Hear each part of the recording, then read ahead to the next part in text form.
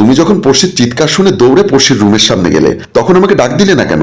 ঝুমুর বলল, তুমি কানে হেডফোন লাগিয়ে কাজ করছিলে, তুমি চিৎকার শুনতে পাওনি, তাই তোমাকে বিরক্ত করিনি। কিন্তু আমি তো বুঝতে পারছি না, তুমি বলছো স্বপ্নে দেখেছে, পড়শি বলছে সত্যি কেউ ওর মুখ চেপে ধরেছে। কোনটা সত্য কোনটা মিথ্যা সেটাই তো বুঝতে পারছি না।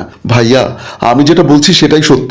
কেউ আমার রুমের ভিতর ঢুকেছিল, কেউ আমার মুখ চেপে ধরেছে, সেজন্য আমি চিৎকার দিয়েছি।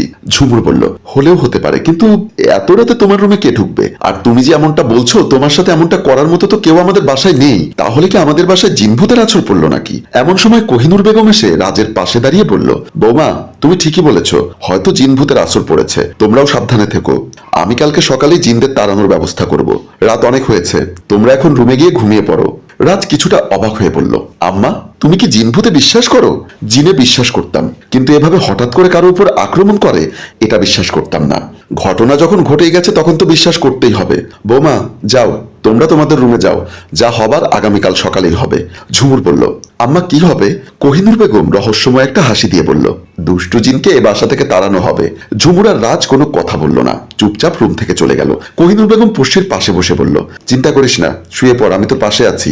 বলেই মা মেয়ে দুজনেই শুয়ে পড়ল। পরদিন ড্রয়িং রুমের সোফায় সবাই বসে গতকালের বিষয়টা নিয়ে কথা বলছে। এমন সময় ঝুমুরের মামা জসিমউদ্দিন কিছুটা উচ্চস্বরে বলল, আমি তো অবাক, এত বড় একটা ঘটনা রাতের বেলা ঘটে গেল, কিন্তু আমি টেরই পেলাম না। কোহিনূর বেগম রহস্যময় একটা হাসি দিয়ে বলল, আপনি হয়তো জেগে জেগে ঘুমোচ্ছিলেন, তাই টের পাননি। কি বলছেন আপনি? আমি জেগে থেকে কেন ঘুমোবো? কোহিনূর বেগম রাগান্বিত হয়ে জসিমউদ্দিনের গালে কষে চড় বসিয়ে দিল। সবাই বসা থেকে উঠে দাঁড়িয়ে গেল। ঝুমুর বলল, কি ব্যাপার, আপনি আমার মামাকে মারলেন কেন? কেন মেরেছি শুনবে? কারণ গতকাল রাত্রে পড়শির রুমে ঢুকে পড়শির ইজ্জত নষ্ট করতে চেয়েছিল তোমার এই কুলাঙ্গার মামা। কথাটি শোনা মাত্র সবাই চমকে উঠল।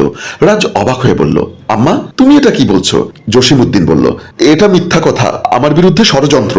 কোহিনূর বেগম হাতের মুষ্টি থেকে আংটিটা বের করে বলল, এটা কার আংটি? আংটি দেখে জমিরুদ্দিন চমকে উঠল, ভয়ে কাঁপাকাঁপি শুরু করলো।